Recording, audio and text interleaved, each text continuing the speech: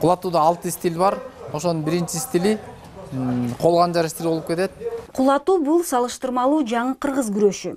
Мында байыркы кыргыз эр чабыштан баштап гректердин панкратиондогу ыкмалары аралашкан.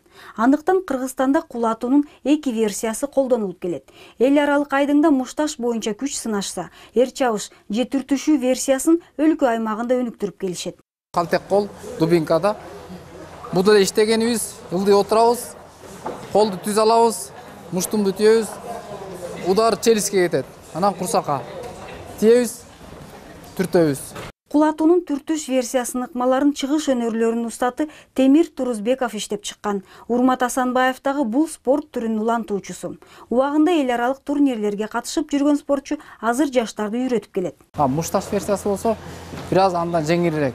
Мисалы бойдо мушташ версиясында тизе менен, чыканак менен урмай жок да. Бир аз жеңилирээк да.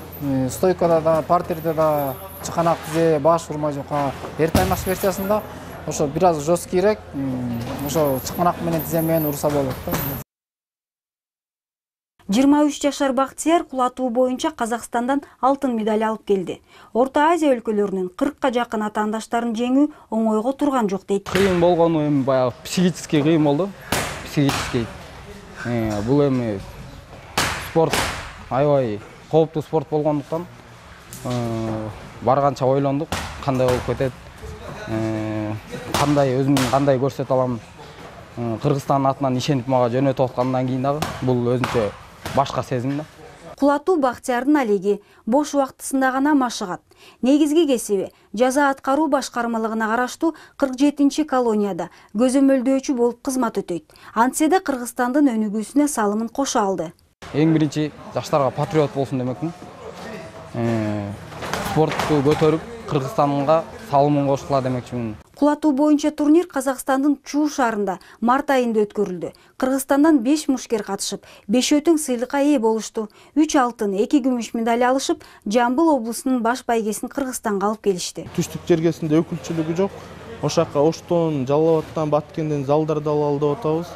Анан жаш ошактан активист балдар, жаш спортсмендер чыгып атат, ошо көтөрүп кетебиз деген. Аймактарда кулатуу гана эмес, спорттун башка түрлөрүнө да шарттар түзүлгөн эмес. Өнүксө да айрым аткаминерлердин салымы чоң. Маселен, бул Жалал Абадтагы спорт борборунун курулушун депутат Бакыт Төрөбаев каржылаган. Спорт бул ден соолук.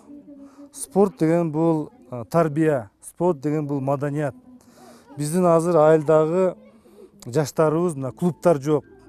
Башка мындай бир маданий жактар бир уюмдар жок болуп атат. Спорт залдарга жардам берип, спортсмендерге жардам берип, бул деген чоң салым болот деп ишенем да.